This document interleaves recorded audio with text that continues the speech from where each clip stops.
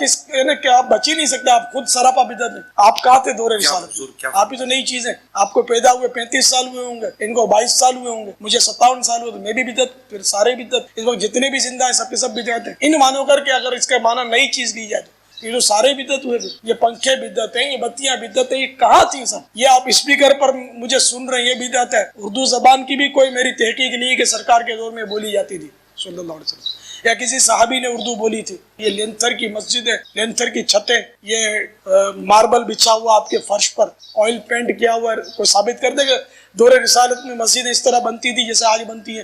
کوئی گنبد ثابت کر دے مسجد کا؟ اللہ تعالیٰ اس آنے والے سال کو پوری دنیا کے مسلمانوں کے لیے بالخصوص اور باقی تمام انسانوں کے لیے بالعموم ایک خیر والا سال بنائے, آمین. اچھا, رات کو مختلف چینلز کے اوپر جو نیو ایئر کی سیرمنی ہے اس کے حوالے سے کچھ ویڈیوز آئی تھیں. یہ آپ کے سوالات تو میرے پاس آ چکے ہیں ریئل ٹائم پرچیوں کی شکل میں اسے بعد میں ڈسکس کرتا ہوں. پہلے مجھے ضمناً ایک چیز یاد آ گئی, اور وہ یہ نیو ایئر کی سیلیبریشن کے پوائنٹ آف ویو سے بعض لوگ اسے ایک مذہبی ایکٹیویٹی کے طور پر پریزنٹ کرتے ہوئے اس کے اوپر بدعت کا فتویٰ لگاتے ہیں. ایک تو اس کا وہ پہلو ہے کہ اس رات کے اندر اگر کوئی بے حیائی کا کام ہوتا ہے یا کوئی فضول خرچی ہوتی ہے ضرورت سے زیادہ, تو اسے تو یقیناً ہم کنڈیم کریں گے. اور اس کا تعلق صرف نیو ایئر نائٹ کے ساتھ نہیں ہے. جب کبھی بھی اس طرح کی ایکٹیویٹیز ہوں گی ان میں جو ایک اسراف والا پہلو ہے, قرآن و سنت کے خلاف ایکٹیویٹیز والا پہلو ہے, اس کو تو ہم کنڈیم کریں گے. اس کا اسپیسیفکلی کسی ایک رات کے ساتھ تعلق نہیں ہے. لیکن فی نفس ہی کسی کو نئے سال کے اوپر ایک میسج کر دینا ہیپی نیو ایئر کا, خواہ وہ آپ یکم محرم کو کر رہے ہوں یا یکم جنوری کو کر رہے ہوں, تو اس میں کوئی شرعی گرفت والا معاملہ نہیں ہے. یہ آپ کے سوشل ایشوز ہیں, ان کے اوپر شریعت نے کوئی قدغن نہیں لگائی ہوئی. لہٰذا وہ جو حدیث جو سنن ابی داؤد کے اندر موجود ہے, من تشبہ بقوم فہو منہم, جو کسی قوم میں مشابہت اختیار کرتا ہے ان کی, وہ ان میں شمار کیا جائے گا. یہ اس کیٹیگری میں فال نہیں کرتا. وہ اسپیسیفکلی ریلیجس ایکٹیویٹیز میں انوالومنٹ ہے. جس طرح آپ سمجھ لیں ہولی دیوالی کے موقع کے اوپر ان ایکٹیویٹیز کے اندر شامل ہونا, کرسمس کی ایکٹیویٹی کے اندر شامل ہونا, جو اسپیسیفکلی ایک شرک کے اوپر مبنی ایکٹیویٹی ہے. ظاہر ہمارا تو عقیدہ نہیں ہے کہ حضرت عیسیٰ ابن مریم جو ہے وہ نعوذ باللہ اللہ کے بیٹے ہیں, یا اللہ ہی نے عیسیٰ ابن مریم کا روپ دھارا ہوا ہے. تو اسلام چونکہ توحید کے معاملے میں سینسٹیو ہے, اور یقیناً اس پوری کائنات کا مقصد ہی توحید کی پہچان ہے, تو اس میں تو ہم کوئی کمپرومائز نہیں کریں گے. اسی طریقے سے اگر کوئی سکھوں والا کڑا پہن لیتا ہے یا کوئی ہندوؤں والا سندور اپنے ماتھے پہ لگا لیتا ہے, یہ ساری کی ساری ریلیجس ایکٹیویٹیز ہیں. یا گلے کے اندر سلیب کا لٹکا لینا, ایک ٹائی پہننا, ٹائی تو اس کیٹیگری میں فال نہیں کرتی. ظاہر ٹائی تو ہندو بھی پہنتے ہیں, مسلمان بھی پہنتے ہیں, کرسچنز بھی پہنتے ہیں, جوز بھی, اور ایک ڈریس کے طور پر ہے. اگر یہ ریلیجس ایکٹیویٹی ہوتی تو ویٹیکن سٹی کے جو پوپ ہیں انہوں نے بھی ٹائی لگائی ہوتی, وہ سلیب بھی لٹکائی ہوئی ہوتی ہے. اسپیسیفکلی جو ریلیجس ایکٹیویٹی ہے کسی بھی مذہب کی, اس کو اڈاپٹ کرنا یہ اسلام کے اندر حرام ہے, بدعت ہے اور قابل گرفت ہے. اور اگر شرکی کیٹیگری میں کوئی چیز چلی جائے گی تو وہ تو بہت زیادہ پھر خطرناک معاملہ ہو جائے گا دنیا اور آخرت کے اعتبار سے. اللہ تعالیٰ اس طرح کی ایکٹیویٹی سے تو ہمیں محفوظ رکھے, آمین. باقی یہ کسی کی برتھ ڈے کے اوپر کوئی میسج کر دینا اس کو, یا نیو ایئر کے شروع ہونے کے اوپر کوئی میسج کر دینا, تو یہ ریلیجس ایکٹیویٹی نہیں ہے. اس کو خام خواہ ریلیجن کے ساتھ جوڑنا یہ بڑی سخت زیادتی ہے. اور یہ کہنا کہ وہ لوگ کرتے ہیں اس لیے ریلیجس ایکٹیویٹی ہو گئی, تو وہ لوگ جن کی طرف آپ اشارہ کر رہے ہیں ان میں سے تو اکثر لوگ سیکولر ہیں, کئی ان میں سے ایتھیسٹ ہیں, ان کا مذہب سے کوئی لینا دینا نہیں ہے. اور اگر آپ اسی طریقے سے ریزیمبلنس بنانا شروع کر دیں گے پھر تو معاملہ خطرناک ہو جائے گا. پھر جو علماء یہ فتوے لگا رہے ہیں ان کے ہاتھوں میں جو 2-3 لاکھ روپے کے اسمارٹ فون ہیں, جن کو میں 76 موبائل کہتا ہوں پنجابی میں, اتنے بڑے بڑے, تو وہ بھی اسی کیٹیگری میں فال کر جائیں گے. جن گاڑیوں میں وہ گھومتے ہیں, دندناتے پھرتے ہیں, اور جو اسلحہ وہ یوز کرتے ہیں, باقی ساری چیزیں جو یوز کر رہے ہیں. ایون آج تو قرآن, بخاری, مسلم بھی ان پرنٹنگ پریس کے اوپر پرنٹ ہو رہا ہے جو اجمیر شریف والوں کا بنایا ہوا ہے اور بغداد شریف والوں کا. یقیناً ان کا نہیں بنایا ہوا, یہ بھی گوروں کا بنایا ہوا ہے. تو یہ اس کیٹیگری میں چیزیں فال نہیں کریں گی. بدعت کی ڈیفینیشن کو آپ سمجھ لیں. بدعت کی جو ڈیفینیشن ہے بخاری اور مسلم میں, اس میں واضح الفاظ ہیں, من احدث فی امرنا ھذا فہو رد, جس نے ہمارے امر میں جو ہم نے دین کے طور پر تعلیم کیا ہے اس میں کوئی چیز داخل کر دی وہ مردود ہے. یہ الفاظ ہی بتا رہے ہیں. ایک ایکسٹریم کے اوپر اہل حدیث حضرات کا موقف ہے جو ہر معاملے میں بہت سینسٹیو ہوتے ہوئے بعض اوقات بدعت کے معاملے میں غلو کا شکار ہو جاتے ہیں، اور دوسری طرف ہمارے حنفی لوگ ہیں، خصوصاً بریلوی دیوبندی اور اہل تشیع، یہ لوگ دوسری ایکسٹریم پہ چلے جاتے ہیں۔ حق درمیان میں ہے، بدعت کے معاملے میں بہت سینسٹیوٹی ہے، اس میں کوئی شک نہیں ہے۔ من احدث فی امرنا ھذا فہو رد، جس نے ہمارے دین کے اندر کوئی ایسی چیز داخل کر دی جو اس میں سے نہیں ہے، وہ مردود ہے۔ اور ایک اور حدیث ہے بخاری اور مسلم میں، صحیح بخاری میں وہ ابن مسعود سے موقوفاً ہے، اور مسلم شریف میں وہ پوری مرفوع روایت ہے، جابر بن عبداللہ سے امام باقر علیہ السلام نے روایت کیا ہے، اور امام باقر علیہ السلام سے امام جعفر نے روایت کیا ہے کہ نبی علیہ السلام جب کبھی بھی منبر پر خطبے کے لیے آتے تو آپ علیہ السلام فرماتے حمد و صلات کے بعد، اما بعد فإن خیر الحدیث کتاب اللہ وخیر الہدی ہدی محمد صلی اللہ علیہ وآلہ وسلم وشر الامور محدثاتها وکل محدثۃ بدعہ وکل بدعۃ ضلالہ وکل ضلالۃ فی النار۔ کچھ الفاظ جو ہے نا اس کے وہ سنن ابی داؤد کے اندر اور جامعہ ترمذی میں ہے، کچھ سنن نسائی میں ہے، میجورٹی جو پورشن ہے وہ صحیح مسلم میں 2005 نمبر یہ حدیث ہے، اور موقوفاً ابن مسعود سے بخاری کے اندر بھی موجود ہے کہ نبی علیہ السلام نے فرمایا کہ آگاہ ہو جاؤ، سب سے بہترین کلام اللہ کی کتاب ہے، سب سے ہدایت یافتہ راستہ محمد صلی اللہ علیہ وآلہ وسلم کا ہے، بدترین کام وہ ہیں جو دین میں خود سے داخل کر دیے جائیں، ایسے جو کام ہے یہ بدعتیں ہیں، تمام بدعتیں گمراہیاں ہیں، اور تمام گمراہیاں جہنم میں لے جانے والی ہیں۔ اللہم اجرنا من النار۔ اب اس کی وجہ سے نبی علیہ السلام نے کیٹاگوریکلی ایک حق بات امت تک پہنچا دی۔ لوگ جو بات بات میں پوچھ رہے ہوتے ہیں کہ جی یہ منع کہاں ہے، یہ منع کہاں ہے، بھئی ایک جملے سے چیز منع ہوگی۔ بخاری مسلم دونوں میں حدیث ہے، نبی علیہ السلام نے فرمایا کہ مجھے اللہ نے جوامع کلمات کے ساتھ مبعوث کیا ہے، یعنی بات میں مختصر کرتا ہوں اور مفہوم گہرا ہوتا ہے۔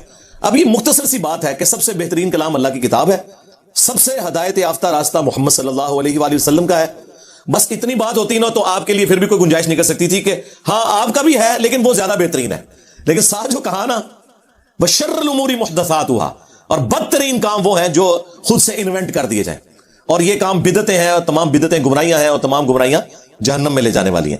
تو اب اس کے بعد کوئی گنجائش نہیں رہے گی، خواہ کوئی نیکی کا کام بھی کرے وہ بدعت کی کیٹیگری میں فال کرے گا۔ مثال کے طور پر اگر کوئی شخص عید کی اذان دینا شروع کرتے ہیں تو کسی حدیث میں یہ مینشن نہیں ہوا کہ عید کی اذان منع ہے، صرف احادیث میں بخاری مسلم میں یہ آیا ہے کہ نبی علیہ السلام عید کے لیے اذان نہیں دلواتے تھے، لیکن آپ نے کہیں نہیں فرمایا کہ میں منع کرتا ہوں یا اذان دینا گناہ کا کام ہے۔ اذان تو بڑا نیکی کا کام ہے، بخاری مسلم دونوں میں حدیث ہے کہ اذان کی آواز سے شیطان کی ہوا خارج ہو جاتی ہے اور وہ وہاں سے بھاگ جاتا ہے کئی کلومیٹرز دور تک۔ تو عید کے موقع کے اوپر تو دو اذانیں ہونی چاہیے کہ بعض لوگ تو صرف عید کے لیے مسجد میں آ رہے ہوتے ہیں، لیکن عید کے لیے اذان کوئی نہیں ہے، اذان نہیں ہے، اقامت بھی نہیں ہوتی، ڈائریکٹ نماز پڑھی جا رہی ہوتی ہے۔ کبھی کسی بریلوی نے، کسی دیوبندی نے، کسی شیعہ نے، کسی اہل حدیث نے اذان نہیں دی، پوچھیں کیوں، وہ کہتے ہیں ثابت نہیں۔ لیکن بریلوی حضرات سے تو ہم پوچھیں گے، آپ کے نزدیک تو یہ ڈیفینیشن ہی نہیں، آپ کہتے ہیں جو بھی نیکی کا کام ہو، خواہ قبر پہ اذان دینا ہو، خواہ اذان سے پہلے درود و سلام پڑھنا ہو، وہ ہم نے کر لینا ہے کیونکہ نیکی کا کام ہے، اس کو کون منع کر سکتا ہے؟ تو آپ کی ڈیفینیشن میں تو یہ ہونا چاہیے، تو وہ کہیں گے نبی علیہ السلام سے ثابت نہیں۔ تو بس یہی ہماری ڈیفینیشن تھی کہ جو دین کے امر میں چیز ثابت نہیں ہے نا فہو رد، وہ مردود ہے۔ البتہ یہ یاد رکھیے گا، دین کو جو سپورٹیو چیزیں ہیں نا، دین کی ترویج کی خاطر اصلی دین اپنی جگہ ہوتے ہوئے ان چیزوں کو دین کی سپورٹ کے طور پر رکھنا، اس کا حکم ہے نبی علیہ السلام کی طرف سے۔ اور وہ چیز ہے جس کی وجہ سے لوگ دھوکہ دیتے ہیں کہ جی مسجد میں قالین بچھانا، مسجد میں ایئر کنڈیشن لگوانا، مسجدوں کے مینار بنانا، اس میں محراب رکھنا، اسپیکر لگانا، یہ بھی تو نبی علیہ السلام کے زمانے میں نہیں ہوتا تھا۔ تو بدعت تو آپ کیا کس کہ آپ بچ ہی نہیں سکتے، آپ خود سراپا بدعت میں۔ آپ کہاں تھے دور رسالت؟ آپ ہی تو نئی چیز ہے، آپ کو پیدا ہوئے 35 سال ہوئے ہوں گے، ان کو 22 سال ہوئے ہوں گے، مجھے 57 سال ہوئے، میں بھی بدعت، پھر سارے بدعت، اس وقت جتنے بھی زندہ ہیں سب کے سب بدعت ہیں۔ ان مانو کر کے اگر اس کا معنی نئی چیز لی جائے، یہ جو سارے بدعت ہوئے، یہ پنکھے بدعت ہیں، یہ بتیاں بدعت ہیں، یہ کہاں تھی سب؟ یہ آپ اسپیکر پر مجھے سن رہے ہیں، یہ بدعت ہے۔ اردو زبان کی بھی کوئی میری تحقیق نہیں ہے کہ سرکار کے دور میں بولی جاتی تھی صلی اللہ علیہ وسلم، یا کسی صحابی نے اردو بولی تھی۔ یہ لینتھر کی مسجد ہے، لینتھر کی چھتیں، یہ ماربل بچھا ہوا آپ کے فرش پر، آئل پینٹ کیا ہوا ہے، کوئی ثابت کر دے گا دور رسالت میں مسجد اس طرح بنتی تھی جیسے آج بنتی ہے؟ کوئی گنبد ثابت کر دے مسجد کا کہ پہلے گنبد بنتا تھا اور یہ طاقنما محراب مسجد میں بنتے تھے، منارے بنتے تھے مسجد کے، کوئی ثابت کرتے؟ کبھی بھی نہیں ثابت کرے گا کہ بنتے نہیں تھے۔ اور بھائی کوئی شخص نماز پڑھتے ہوئے یہ نیت کرتا ہے کہ اوپر اس قالین کے، نیچے اس پنکھے کے، سامنے اس اے سی شریف کے، منہ طرف خانہ کعبہ شریف، اس کا دین سے کیا تعلق ہے؟ اگر حج کے اوپر ہم بائی ایئر ٹریول کرتے ہیں, اونٹ پہ سفر نہیں کرتے, گدھے پہ سفر نہیں کرتے, تو حج کی ایکٹیویٹیز تو وہی ہے. ایون وہاں پہ بھی صفا مروہ کی اسی طریقے سے صحیح آپ نے کرنی ہے, خواہ ویل چیئر کے اوپر کر رہے ہو یا پیدل کر رہے ہو. طواف کعبہ آپ سواری کے اوپر کریں یا پیدل کریں, ایکٹیویٹی تو وہی ہے. نبی الاسلام نے خود اونٹ کے اوپر طواف کعبہ کیا ہے تاکہ لوگ آپ کی زیارت کر لیں. اور یہ بھی جھوٹ ہے کہ نبی الاسلام نے پیدل حج کیا ہے, آپ علیہ السلام نے سواری پہ حج کیا ہے. اے بھی خام خام لوگوں نے نا پیدل حج کیا, بڑا ثواب کا کام ہے, خود بھی مصیبت میں ڈالتے ہیں, ساتھ فیملی کو بھی عذاب میں ڈالتے ہیں. بھئی اللہ نے فیسلٹی دی ہے, نبی الاسلام نے بھی یوز کیا, آپ بھی یوز کریں. ہاں اگر صرف کوئی بیچلرز گئے ہوئے ہیں تو پیدل حج کرنا آسان ہے, کیونکہ آپ جلدی اپنے معاملات کو ٹیکل کر لیتے ہیں. وہ آپ جائیں گے تو آپ کو اندازہ ہو جائے گا انشاءاللہ تعالی. تو اصل ایکٹیویٹیز اپنی جگہ پہ ہیں, لہٰذا یہ بدعت کی کیٹیگری میں فال نہیں کرتی. ان کی مثالیں دینا بالکل غلط ہے, صرف اپنی بدعتوں کو حلال کرنے کے لیے کہ جی یہ کام بھی تو ہو رہے ہیں نا. یہ دین میں داخل نہیں ہوئے, یہ دین کو سپورٹو ہے. اور اس کی اصل وہ حدیث ہے جو صحیح مسلم کے اندر ہے کہ نبی الاسلام کے پاس کچھ نیو مسلمز آئے اور کپڑے بھی پورے نہیں تھے ان کے جسموں پہ, بعض لوگ ننگے پاؤں تھے, بعض ننگے بدن تھے. نبی الاسلام کو ان کی حالت کے اوپر بڑا ترس آیا. آپ علیہ السلام نے نماز کے بعد مسجد کے صحن میں ممبر لگوایا اور ایک بلیغ خطبہ ارشاد فرمایا جس میں آپ نے انفاق فی سبیل اللہ کی ترغیب دلائی اور فرمایا کہ اپنے آپ کو جہنم کی آگ سے بچاؤ, خواہ ایک کھجور ہی صدقہ کر کے ہو. اور اتنی ترغیب دلائی کہ لوگ اپنے گھروں میں گئے. سب سے پہلے ایک انصاری صحابی اٹھے, وہ اپنے گھر میں گئے اور جتنا سامان ایک بڑے بورے میں آ سکتا تھا وہ انہوں نے ڈالا اور اس بورے کو گھسیٹتے ہوئے مسجد نبوی کے صحن میں حضور کے سامنے لا کے رکھا. صحیح مسلم کے الفاظ ہے کہ نبی الاسلام کا چہرہ مبارک تھوڑی دیر پہلے جو پریشانی کی وجہ سے غم کے اثار تھے وہ اس طرح چمکنا شروع ہو گیا جیسے سورج چمکتا ہے. خوش ہو گیا. اور اصحاب کہتے ہیں کہ وہ انصاری اس بورے کو مشکل سے ہی اٹھا پا رہے تھے, وہ اتنا بھرا ہوا تھا. تو نبی الاسلام نے اس کی طرف متوجہ ہوتے ہوئے فرمایا کہ جس نے اسلام میں اچھا طریقہ جاری کیا, جتنے لوگ اس پر چلیں گے ان کا ثواب بھی اس کو ملے گا. کیونکہ اس بورے کو دیکھ کے باقی لوگوں میں بھی ہمت ہوئی کہ یار اگر یہ غریب آدمی اتنا صدقہ اور خیرات کر سکتا ہے تو ہم کیوں نہیں کر سکتے. تو لوگ دیکھا دیکھی اٹھے اور اس طریقے سے مسجد نبوی کے اندر ڈھیر لگ گیا سامان کا. تو پھر نبی الاسلام کا چہرہ مبارک سورج کی طرح چمکنا شروع ہو گیا. آپ نے فرمایا جس نے اسلام میں اچھا طریقہ جاری کیا, جتنے لوگ اس پر عمل کریں گے اس کا ثواب اس شخص کو ہوگا, اور جو عمل کر رہے ہیں ان کے اپنے ثواب میں بھی کمی نہیں ہوگی. یہ نہیں ہے کہ صرف اس ایک کو ثواب ہو رہا ہے, اس کو کلیکٹیو ثواب, ان کو انڈیویجول اپنی نیکی کا ثواب. اور جس نے اسلام میں برا طریقہ جاری کیا, جتنے لوگ اس پر عمل کریں گے اس کا وبال اس شخص کے اوپر ہوگا اور ان کے اپنے وبال میں بھی کمی نہیں ہوگی. لوگ کہتے ہیں نہیں ہم نے مولوی سے مسئلہ پوچھ لیا, ہمارے گناہوں کا بوجھ اٹھا لے گا. اللہ کے نبی الاسلام نے فرمایا نہیں, اپنا آپ نے خود اٹھانا ہے, البتہ آپ کے برابر ایکسٹرا بوجھ مفتی اعظم صاحب اٹھائیں گے جنہوں نے آپ کو غلط مسئلہ بتایا ہوگا. سارا بوجھ نہیں اٹھا سکتے, آپ نے اپنے حصے کا شیئر کرنا ہے. تو اس میں الفاظ ہے سنتن حسنتن, یا آپ اس کو اگر عربی لنگوسٹک کے پوائنٹ آف ویو سے دیکھیں گے تو سنتن حسنتن, سنتن سیئتن, اچھی سنت اور بری سنت. اس میں اچھی بدعت اور بری بدعت کا ذکر نہیں ہے, اچھے طریقے اور برے طریقے کا ہے. تو طریقے تو اسلام میں اچھے جاری کرنے چاہیے. یہ ہم نے کتنا اچھا طریقہ جاری کیا ہے کہ ایک بہترین ریکارڈنگ کر کے یوٹیوب پہ چڑھاتے ہیں, پوری دنیا کے اندر لوگ الحمدللہ فیضیاب ہو رہے ہیں. یہاں تو 250-300 لوگ سنتے ہیں, لیکن وہی ویڈیو جب یوٹیوب پہ اپلوڈ ہوتی ہے 24 گھنٹے کے اندر 1 لاکھ سے زیادہ لوگوں تک تو ڈائریکٹلی پہنچ جاتی ہے, انڈائریکٹلی تو ملینز آف پیپل تک پہنچتی ہے. تو یہ ایک اسلام میں اچھا طریقہ ہے. اسی طریقے سے امام بخاری, امام مسلم نے حدیث کی کتابیں جو لکھی, یہ کوئی حضرت ابوبکر, عمر, عثمان علی رضی اللہ عنہم اجمعین وعلیہم السلام اجمعین نے تو کوئی اپنی حدیث کی کتابیں نہیں لکھی, لیکن انہوں نے 3 صدی ہجری کے اندر محسوس کیا کہ جو صحابہ کرام کا, اہل بیت کا جو دین کا جو ٹرانسفر کرنے والا موڈ ہے اس کو ہم ریٹن فارم میں ایک جگہ سیو کر لیں. نبی الاسلام کے زمانے میں بھی تھا انڈیویجول لیول کے اوپر. وہ صحیح بخاری میں آتا ہے کہ حضرت ابو ہریرہ کہتے ہیں کہ عبداللہ بن عمر بن عاص کے پاس مجھ سے زیادہ حدیث ہیں کیونکہ میں زبانی یاد رکھتا ہوں اور وہ لکھ لیتے ہیں. اور یہ وہی عبداللہ بن عمر بن عاص ہیں جن کے بارے میں سنن نبی داؤد کے اندر اور مسند احمد میں حدیث موجود ہے کہ میں حضور کی ہر بات لکھ لیا کرتا تھا. پھر بعض اصحاب نے مجھے کہا کہ نبی الاسلام بھی تو انسان ہے, بعض اوقات غصے کی حالت میں ہوتے ہیں اور بعض اوقات خوشی کی حالت میں ہوتے ہیں, تم ہر بات نہ لکھا کرو. تو میں نے لکھنا چھوڑ دیا. تو نبی الاسلام نے بعد میں مجھ سے پوچھا کہ عبداللہ کیوں نہیں لکھ رہے, تو میں نے وہ عرض کر دیا. تو آپ نے فرمایا اپنی مبارک زبان کو پکڑ کے کہ اس زبان سے حق کے سوا کچھ نہیں نکلتا. صلو علی محمد و آل محمد, اللہم صلی علی محمد وعلی آل محمد واصحاب محمد وازواج محمد وامت محمد اجمعین الی یوم الدین. تو اصل موجود تھی. بعد میں پھر کتابیں تو ظاہر 3 صدی ہجری کے اندر باقاعدہ طور پہ بڑے پیمانے پہ کام ہوا. ویسے تو 2 صدی میں بھی آلموسٹ کام ہو چکا تھا اس حوالے سے کہ الموطا امام مالک آ گئی تھی, لیکن میجارٹی کام 30 صدی ہجری کے اندر آ کے ہوا ہے. تو یہ اسلام میں اچھا طریقہ ہے. الیکٹرانک کاؤنٹر کے اوپر کاؤنٹنگ کرنا, تسبیحات کو گننا, اسلام میں اچھا طریقہ ہے. پڑھنا وہی ہے آپ نے, اس پہ اگر آپ پڑھ رہے ہیں نا یا معین الدین چشتی پار لگا دے کشتی, تو وہ غلط ہوگا. اگر آپ اس پہ سبحان اللہ الحمدللہ پڑھ رہے ہیں تو بالکل ٹھیک ہے. تسبیح کے دانوں کے اوپر پڑھنا, اس پہ الگ سے میری ویڈیوز ریکارڈڈ ہے. تو اسلام میں اچھا طریقہ یہ قیامت تک جاری ہوگا. 1972 میں بوئنگ 747 کی پہلی پرواز سعودی عرب لینڈ کی تھی. اس سے پہلے جتنے لوگ حج کے لیے جاتے تھے نا, 5 سالوں کے اندر ان کی تعداد ڈبل ہو گئی تھی. کسی بزرگ کی برکت سے نہیں, صرف ایئر لائن کا جو سفر شروع ہوا, کیونکہ لوگوں نے کہا کہ یہ تو بڑا سیف سفر ہے, کہ ادھر 4 مہینے کا پیدل سفر, 3-3 4-4 ہفتے کا سمندری بحری جہاز کا سفر, اس میں سی سیکنس بھی ہوتی تھی, لوگوں کو وامٹنگ بھی 2-2 ہفتے, الٹیاں نہیں رکتی تھی اس اسمیل کی وجہ سے جو سمندر کی ہوتی ہے. اور کہاں جناب آپ 4 گھنٹے میں اسلام آباد سے بیٹھے اور جدے لینڈ کر جائیں اور پتہ ہی نہ چلے سفر کا. تو اس وجہ سے یہ تعداد اسی وقت 5 سالوں میں ڈبل ہو گئی تھی. تو یہ اسلام میں اچھا طریقہ ہوا. تو اس طرح کے اچھے طریقے وقتاً فوقتاً جاری رہے, قیامت تک جاری رہیں گے. اور اس کی اصل وہ حدیث رہے گی جس کی نبی علیہ السلام نے خود یعنی اجازت دی ہے, بلکہ حکم فرما دیا اس حوالے سے کہ وہ آپ کو ترغیب دلا دی کہ آپ کو بھی ثواب ہوگا. ڈاکٹر اسرار صاحب آج دنیا میں نہیں رہے, مولانا اسحاق صاحب دنیا میں نہیں رہے, لیکن ان کی ویڈیو سے لوگ استفادہ کر رہے ہیں, ان کے لیے صدقہ جاریہ. مولانا مودودی نے جو کام کیا ہے لوگ اسے استفادہ کر رہے ہیں, صدقہ جاریہ. امام بخاری امام مسلم کے لیے صدقہ جاریہ, وہ بھی صحیح مسلم کے اندر حدیث موجود ہے کہ میت کو 3 چیزوں کا ثواب پہنچتا ہے مرنے کے بعد بھی.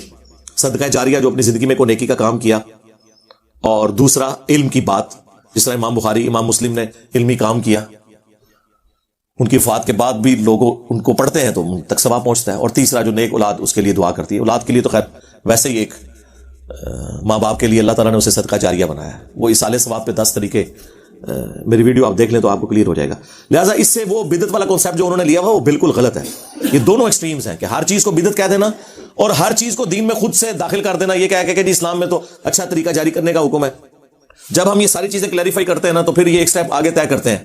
جنہوں نے اپنی بدعتیں حلال کرنی ہوتی ہیں وہ کہتے ہیں کہ ٹھیک ہے, اگر شریعت کا حکم اسی طریقے سے اپلائی ہوتا ہے تو پھر ہر اس شخص کے اوپر اپلائی ہونا چاہیے جس نے نبی علیہ السلام کا کلمہ پڑھا ہے. پھر یہ تفریق نہ آپ کریں کہ صحابی بدعت شروع کر سکتا ہے اور غیر صحابی نہیں کر سکتا. ہم کہتے ہیں بالکل ٹھیک ہے. کہتے ہیں دیکھ لیں پھر حضرت عمر نے بدعت شروع کروا دی, تراویح کی جماعت جو کروائی تو یہ تو بدعت تھی.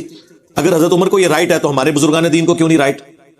اس کا پہلے تو علمی جواب ہے, بلکہ پھکی والا جواب اسے کہیں. علمی جواب تو ہم علم کی فیلڈ میں تو ہم سب کو برابر سمجھتے ہیں, چاہے صحابی ہو یا غیر صحابی. پہلے پھکی والا جواب ہے کہ خلفاء راشدین کے لیے تو اسپیسیفکلی حدیث ہے ابو داؤد ترمذی میں, علیکم بسنتی و سنت الخلفاء الراشدین المہدیین. تم میرے بعد بہت اختلاف دیکھو گے, اس وقت میری سنت کو اور میرے خلفاء راشدین کی سنت کو لازمی پکڑ لینا اپنی داڑھوں سے, اور دین میں نئی نئی بدعتوں سے بچنا. ہر بدعت گمراہی ہے اور یہ تمام گمراہیاں جہنم میں لے جانے والی ہیں. یہ اسپیسیفکلی خلفاء راشدین کے مخالفین کے لیے بات ہوئی تھی, اور خلفاء راشدین کے پیچھے نبی علیہ السلام کھڑے ہیں, تمام صحابہ کے پیچھے نہیں, خلفاء راشدین کے پیچھے. اور اس کے پیچھے حکمت یہ ہے کہ اگر کوئی صحابی انڈیویجول لیول کے اوپر کوئی ایسا کام کرے گا جو قرآن و سنت کے منافی ہے تو وہ اس کا ذاتی عمل ہوگا. لیکن خلیفہ راشد اگر کوئی ایسا کام کرے گا نا, وہ ذاتی عمل نہیں ہوگا, وہ پبلکلی رپورٹ ہوگا اور لوگ اسے ہائی لائٹ کریں گے, اور اس ہائی لائٹ ہونے کی وجہ سے اپنا ڈیسیژن واپس لے لے گا. یہ آپ کو فرق سمجھ آیا؟ اس لیے خلفاء راشدین کی سنت کو لازم قرار دیا گیا. اب اس کی کئی ایک مثالیں ہیں, وہ پھر 1 گھنٹہ اور لگ جائے گا مجھے. مسئلہ 197 میرا تقلید کے اوپر ریکارڈڈ ہے, اور مجھ پہ اماموں کی گستاخی کا فتویٰ لگایا گیا. اس میں میں نے پھر صحابہ کرام سے مثالیں دی ہیں کہ وہ بھی اپنی غلطیوں کے اوپر رجوع کرتے تھے. چلیں تبرکن آپ لے لیں, بخاری مسلم دونوں میں حدیث ہے کہ مسجد میں بیٹھ کے حسان ابن ثابت نعتیہ اشعار پڑھ رہے تھے, تو حضرت عمر اپنے دور خلافت میں قریب سے گزرے اور انہوں نے صرف تیکھی نظروں سے ان کی طرف دیکھا. اس سے پہلے کہ حضرت عمر انہیں کچھ کہتے, حضرت حسان بول پڑے. حالانکہ حضرت حسان ابن ثابت کوئی دلیر صحابہ میں سے نہیں تھے, وہ شاعر تھے, درویش ٹائپ کے تھے, اور انہوں نے کہا عمر اس طرح نہ دیکھ, تم سے بہتر شخصیت مسجد میں ہوتی تھی اور میں انہیں بھی اشعار سناتا تھا, اور وہ رسول اللہ تھے صلی اللہ علیہ وسلم. تو حضرت عمر نے یہ نہیں کہا کہ تو مجھے دین سکھائے گا, میں خلیفہ راشد ہوں, میری بھی پیروی کا حکم ہے. آپ نے فرمایا کہ اپنی اس بات کے اوپر گواہ لے کے آؤ. اس سے یہ بھی پتہ چل گیا کہ حضرت عمر کو یہ حدیث نہیں پتا تھی کہ نبی علیہ السلام نعتیہ اشعار سنتے تھے. تو اگر امام حنیفہ تک کوئی حدیث نہیں پہنچی تو کیڑی ٹینشن لینے کی لوڑ ہے تو. اچھا, پھر انہوں نے حضرت ابو ہریرہ کی طرف اشارہ کیا جو سامنے بیٹھے تھے. تو حضرت ابو ہریرہ نے کہا کہ میں گواہی دیتا ہوں امیر المومنین, نبی علیہ السلام نعتیہ اشعار سنتے بھی تھے, بلکہ آپ علیہ السلام نے تو ان کے لیے دعا کی کہ اللہ روح قدس کے ذریعے حسان کی مدد فرما, جس طرح تو نے جبرائیل علیہ السلام کے ذریعے حضرت عیسیٰ ابن مریم کی مدد کی تھی. وَأَيَّدْنَاهُ بِرُوحِ الْقُدُسِ جو قرآن میں آیا. تو حضرت عمر فاروق خاموش ہو گئے رضی اللہ تعالیٰ عنہ, ایکسیپٹ کر لیا اور وہاں سے چلے گئے. اور یہ بھی ثابت ہو گیا اس سے کہ حضرت عمر حضرت ابو ہریرہ کو ایک سکہ راوی تصور کرتے تھے. یہ بھی بعض منکرین احادیث کی طرف سے اعتراض کیا جاتا ہے. اس کے اوپر الگ سے میری ایک ویڈیو ہے, وہ اختلاف ہو گیا تھا بعد میں, لیکن وہ ایک اور نوعیت تھی اور اس میں ہم حضرت ابو ہریرہ کو حق پہ سمجھتے ہیں. تو اس طرح اختلاف رائے دلائل کی روشنی میں کرنے کے اوپر خلفائے راشدین کبھی بھی اپنی پیروی کا حکم لوگوں کو نہیں دیا کرتے تھے. تو یہ کہتے ہیں جی وہ حضرت عمر نے تراویح کی جماعت شروع کروا دی تو انہیں کیا رائٹ پہنچتا ہے. تو اب علمی جواب بھی اس کا سن لیں کہ حضرت عمر نے کوئی ایسا کام دین میں نیا جاری نہیں کیا کہ جو نبی علیہ السلام نے خود نہ کیا ہو. انہوں نے صرف تراویح کی جماعت کی سنت کو رینیو کیا, جو آلریڈی بخاری مسلم میں آیا کہ نبی علیہ السلام نے 3 دن تک تراویح پڑھائی تھی جماعت کے ساتھ.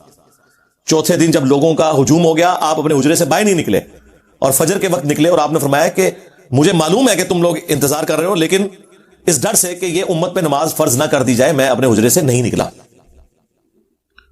اور ایک روایت میں بخاری مسلم کی آتا ہے کہ نبی علیہ السلام ناراض ہو گئے, آپ نے فرمایا اپنے گھروں میں جا کے نماز پڑھو. بخاری مسلم میں حدیث ہے کہ مرد کی سب سے افضل نماز فرض کے بعد وہ نفلی نماز ہے جو اپنے گھر میں ادا کرتا ہے. اور مسلم شریف میں الفاظ ہیں کہ اپنے گھروں کو قبرستان نہ بناؤ, اپنی نفلی نمازوں کا کچھ حصہ اس میں پڑھا کرو, اس سے برکت ہوگی. اس صحیح مسلم کے الفاظ ہیں. تو نبی علیہ السلام نے ترغیب دلائی. تو اس میں مجھے بتائیں جو کام نبی علیہ السلام نے 3 دن کیا اس کو کوئی 30 دن کر لے تو بدعت کیسے ہو گیا جبکہ وہ نفلی کام ہے.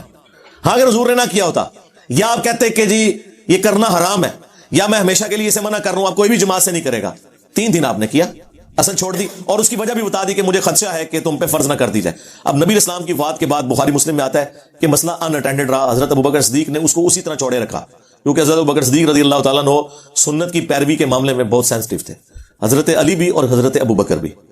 لیکن ان کے اگینسٹ حضرت عمر اور حضرت عثمان وہ بعض اوقات اپنا ذاتی اجتہاد بھی کرتے تھے, اس میں کچھ معاملات صحیح بھی ہوئے اور کچھ دونوں سے مس ہینڈل بھی ہوئے, جس کی وجہ سے آج ہمیں کئی لیکچر ریکارڈ کروانا پڑتے ہیں پھر.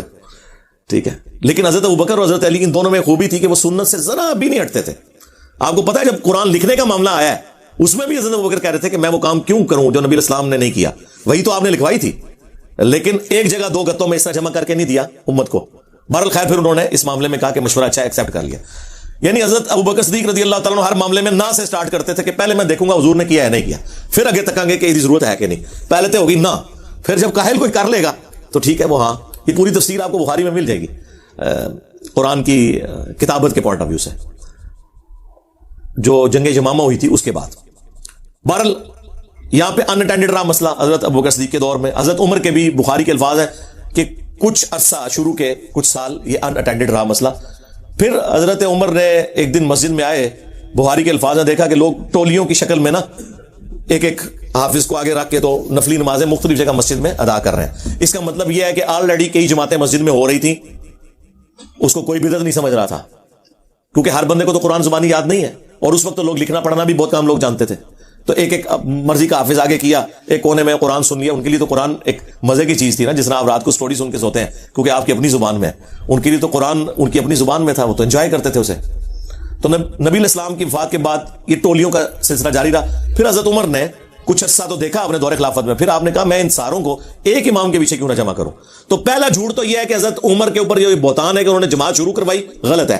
کئی جماعتوں کی ایک جماعت کی جماعت شروع نہیں کروائی, جماعت خود حضور نے کروائی تھی صلی اللہ علیہ وآلہ وسلم, اور اس کو چھوڑنے کی وجہ یہ بتائی تھی تم پہ فرض نہ ہو. تو حضور کے بعد تو وہی نازل نہیں ہونی تھی, اس لیے صحابہ کرام اپنی اپنی ٹولیوں میں پڑھتے تھے. اور حضرت تمیم داری کو اور ابی ابن کعب کو صحیح بخاری میں آتا ہے حکم دیا کہ انہیں نماز پڑھائیں. اور الموطا امام مالک میں الفاظ موجود ہیں کہ انہیں حکم دیا کہ 11 رکعتیں پڑھائیں. ان کو 8 نوافل ہوتے تھے اور 3 وتر, 11 رکعتیں پڑھتے تھے. 20 والی روایت بھی الموطا امام مالک میں, لیکن یزید بن رومان نے حضرت عمر فاروق کا زمانہ نہیں پایا, وہ منقطع روایت ہے. 11 والی روایت موجود ہے, الموطا امام مالک کے اندر بھی ہے اور مشکات کے اندر بھی انہوں نے نقل کی ہے یہ روایت. اس کے بعد پھر وہ تابعی کہتے ہیں, صحیح بخاری کے الفاظ ہیں کہ حضرت عمر ایک دن مسجد میں آئے اور لوگوں کو دیکھا کہ ایک امام کے پیچھے پڑھ رہے ہیں, تو بڑے خوش ہوئے اور انہوں نے الفاظ بولے نعم البدعۃ ھذہ, یہ کتنی اچھی بدعت ہے. یہاں بدعت سے مراد دین میں نیا کام نہیں تھا, ورنہ جب وہ یہ بول رہے تھے تو لوگ کہتے کہ حضرت اچھی بدعت کون سی ہوتی ہے, وہ ان کو پتا تھا کہ میں بدعت کن معنوں میں کہہ رہا ہوں. ایک سنت جو 3 دن تک تھی اسے رینیو کیا, پلس مختلف ٹولیوں والے اماموں کو ایک امام ان کے اوپر مقرر کیا ایک دین میں. یہ آپ سمجھ لیں یہ انہی معنوں میں تھی سنتن حسنتن, لیکن بدعت کا جو کہ لفظ انہوں نے یوز کیا اس سے لوگوں نے پلی لے لی کہ جی دین میں اچھی بدعت جاری کر سکتے ہیں. ہم کہتے ہیں ٹھیک ہے آپ بدعت کا لفظ بھی بول لیں, ہمیں کوئی اعتراض نہیں, لیکن کام آپ نے وہ کرنا ہے جو حضور نے خود کیا ہو. کرو جتنی مرضی بدعت کرو, لیکن اس کی اصل دین میں موجود ہو. یعنی نبی علیہ السلام نے کبھی سفید پگڑی باندھی, کبھی کالی باندھی, کبھی آپ نے ٹوپی بھی پہنی, کبھی سرخ چادر بھی رکھ لی. ایک بندہ پوری زندگی سفید پگڑی باندھتا ہے, ہم اسے نہیں کہیں گے تم جو ہے وہ گناہ گار ہو, اصل موجود ہے باندھو. ایک صرف کالی باندھتا ہے, کوئی اعتراض نہیں, کرو. نبی علیہ السلام نے ہمیشہ سفید کپڑے نہیں پہنے, آپ نے سبز بھی پہنے, آپ نے سرخ بھی پہنے, آپ نے کالے بھی پہنے, میری پوری تفصیلی ویڈیو ہے اس کے اوپر. لیکن ایک بندہ ہمیشہ ہی سفید کپڑے پہنتا ہے, ٹھیک ہے ہم اسے کہہ دیں گے اچھی بدعت ہے, کرو. لیکن یہ بدعت اس لیے نہیں ہوگی کہ وہ ایک سنت ہے. ہاں اس اعتبار سے بدعت ہے کہ حضور نے ہمیشہ سفید نہیں پہنے تھے, آپ نے مختلف رنگوں کے پہنے ہیں, تو آپ ٹھیک ہے یہ کریں, ان معنوں میں کریں آپ جتنا مرضی, لیکن آپ اس کی اصل تو دیکھیں. میں اکثر کہتا ہوں ہمارا مقدمہ آپ انٹرنیشنل کورٹ میں لے جائیں, گورا بھی ہماری بات کو سمجھ لے گا. تم لوگوں نے اس لیے نہیں سمجھنا کہ تمہارے بابے تمہیں غلط دین بتا گئے, تمہیں یہ نظر آتا ہے کہ اب اس کی بات سنیں گے تو بابوں کا کیا بنے گا. بھائی بابوں کو چھوڑو, اپنی آخرت کی فکر کرو اور اپنا رشتہ اس شخص کے ساتھ مضبوط کرو جس کی قبر مدینے میں ہے. صلو علی محمد و آل محمد, اللہم صلی علی محمد وعلی آل محمد واصحاب محمد وازواج محمد اجمعین الی یوم الدین. اب اس غم میں آپ زندگی گزارو گے تو یہ تو مسئلہ حل ہو گیا. پھر وہ کہتے ہیں جی حضرت عثمان نے بھی جمعے کی 2 اذانیں شروع کروا دی تھی. یہ اس سے بڑا جھوٹ ہے. جی بخاری میں لکھا ہے, سرکار کاش بخاری آپ نے خود پڑھی ہوتی, حضرت عثمان نے کوئی دوسری اذان شروع نہیں کروائی. وہ ایک ہی اذان تھی, 2 مختلف جگہ پہ ہوتی تھی. آج اگر ایک شہر کے اندر 10 اذانیں ہو رہی ہیں زور کی, تو ہم انہیں 10 گنیں گے یا ایک زور کی اذان گن رہے ہیں؟ ایک ہے, 10 جگہوں پہ ہو رہی ہے. ہاں ایک مسجد کے اندر اگر ہو رہی ہوں پھر ہم کہیں گے تو حضرت عثمان نے ایک مسجد میں تو 2 اذانیں شروع بھی نہیں کروائی. بخاری کے الفاظ ہیں کہ جب مسجد میں لوگوں کا رش بڑھ گیا تو حضرت عثمان غنی رضی اللہ تعالیٰ عنہ نے بازار میں ایک اذان پیرلل میں شروع کروائی تاکہ لوگوں کو پتا چل جائے کہ مسجد میں آنا ہے جمعے کی نماز کے لیے. پیرلل میں شروع کروائی کیونکہ سپیکر نہیں تھا, اور نہ شیخ عبد القادر جنانی تھے کہ ایتھے بہ کے سنتے, وہ غار جو معین الدین چشتی نے سن لیا جی, خراسان کے وہ پہاڑوں میں عبادت کر رہے تھے, انہوں نے کہا کہ آپ کا جو پاؤں مبارک میری آنکھوں میں ہے. وہ حضرت عبد القادر جیلانی دی جعلی آواز انورٹڈ کاماز میں جو انہوں نے منسوخ کیا وہ پہنچ سکتی ہے. حضرت عثمان کی صحابہ کی آوازیں جو ہے نا وہ مسجد سے باہر بھی نہیں لوگوں تک پہنچتی تھی, تو انہوں نے کہا کہ لوگوں کو آواز نہیں جاتی, تو پیرلل میں انہوں نے ایک اذان شروع کروائی تاکہ ان کو پتا چل جائے, جس کا ایکویلنٹ آج کل سپیکر ہے. سپیکر کی آواز بازار میں پہنچ جاتی ہے, کوئی ضرورت نہیں. اور اگر آپ نے 2 اذانیں دینی ہے ضرور دیں, مسجد کے اندر نہ دیں, وہ بدعت ہے. ٹھیک ہے دیں آپ 2 نہیں, میں کہتا ہوں آپ 50 اذانیں شروع کریں, ہر گلی میں ایک ایک مؤذن کھڑا کریں, سپیکر اپنے اتارو, جان چھوٹے ہماری بھی ان آوازوں سے, پیرلل میں شروع کرو. لیکن مسجد میں ایک اذان جس طرح اہل حدیث دیتے ہیں, یہ بالکل سنت کے مطابق ہے. علماء عرب نے بھی جو مسجد کے اندر 2 اذانیں شروع کی ہیں, ہمارے نزدیک وہ بدعت ہے. مسجد میں دوسری اذان نہیں ہوگی, مسجد میں ایک ہی اذان ہوگی. لہٰذا یہ سعودی عرب کی مثالیں دینا وہاں بھی ہوتا ہے جی, حرمین میں 20 تراویح ہوتی ہیں, وہ بھی ایک الگ ہے کہ انہوں نے کیا کام شروع کیا ہے ادھر 10-10 کر کے. حرمین میں صرف یہ 2-3 باتیں نظر آ رہی ہیں. حرمین کی اونچی آمین انہیں نظر نہیں آ رہی, حرمین میں امام کعبہ کا اور مسجد نبوی کے امام کا رفع الیدین کرنا انہیں نظر نہیں آ رہا, مسجد نبوی کے امام کا سورہ فاتحہ پڑھنے کے لیے جہری نمازوں میں سکتہ دینا نہ انہیں نظر آ رہا ہے نہ اہل حدیثوں کو نظر آ رہا ہے. اپنی حرمین کا اس دین سے کوئی لینا دینا نہیں ہے, دین وہ ہے جو کتابوں میں. یہ تو مرض کر رہے ہیں کہ مرنے سے پہلے اے مسلمان کر لے اس پہ غور, کتابوں کا خدا اور ہے, بابوں کا خدا اور. اگرچہ بابے بھی اسی خدا کو مانتے ہیں, لیکن ہم نے دیکھنا ہے کتابوں میں دین کیا ہے. بابے تو ہر ایک اپنا اپنا سلسلہ شروع کر کے چلے گئے. تو حضرت عثمان غنی رضی اللہ تعالیٰ عنہ نے کوئی دوسری اذان شروع نہیں کروائی, وہ ایک ہی اذان تھی. اچھا اس میں بخاری میں تیسری اذان کا لفظ ہے, وہ اقامت کو بھی اصل میں اذان گنا جاتا تھا, تو وہ اس لیے کسی کو پڑھتے ہوئے ہو سکتا ہے کنفیوژن ہو جائے. وہ 2 سے مراد ایک اذان اور اقامت وہ چھوٹی اذان ہوتی ہے, تو وہ تیسری اذان کا اضافہ کیا. وہ اس کو, اور یہ پتہ ہے ان کو, حنفیوں کو پتہ ہے, وہ بھی اس کو جب شرح لکھتے ہیں نا اپنی بریلوی دیوبندی, تو وہ لکھتے ہیں کہ یہاں دوسری اذان سے مراد اقامت ہے اور تیسری سے مراد وہ دوسری اذان ہے جو پیرلل میں شروع ہوئی تھی بازار کے اندر. تو وہ آپ کریں, اس سے کیسے کوئی بدعت کا ثبوت لینا شروع کر دے گا. اس طرح مختلف قسم کی انہوں نے یعنی باتیں بدعت کے حوالے سے مشہور کی ہوئی ہیں. نبی علیہ السلام تو ان معاملات میں اتنے سینسٹیو ہیں کہ بخاری مسلم دونوں میں حدیث ہے کہ نبی علیہ السلام نے وضو کے بعد ایک دعا تعلیم فرمائی, اس میں الفاظ تھے بِنَبِيِّكَ الَّذِي أَرْسَلْتَ, میں اس دین کے اوپر, کتاب کے اوپر ایمان لے کے آیا جو تیرے نبی کے ساتھ نازل ہوئی.